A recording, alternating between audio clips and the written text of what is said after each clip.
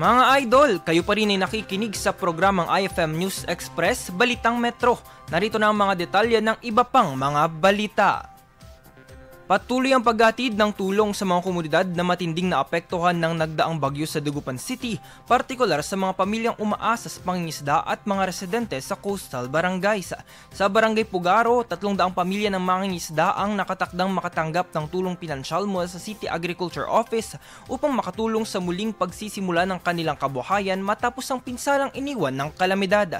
Nagpapatuloy din ang pamamahagi ng relief pack sa Barangay Bunuan Gazette para sa mga residenteng labis na naapektuhan. Kasama rito ang distribusyon ng doxycycline upang maiwasan ang mga sakit na maaaring makuha sa baha gaya ng leptospirosis. Isinagawa ang mga operasyong ito sa koordinasyon ng City Disaster Risk Reduction and Management Office, Dagupan City Police Office at iba pang kaukulang tanggapan upang matiyak na tuloy-tuloy ang suportang ibinibigay at walang naiiwan sa proseso ng pagbangon ng komunidad. IFM News Express, Balitang Metro. IFM News. IFM News. IFM News.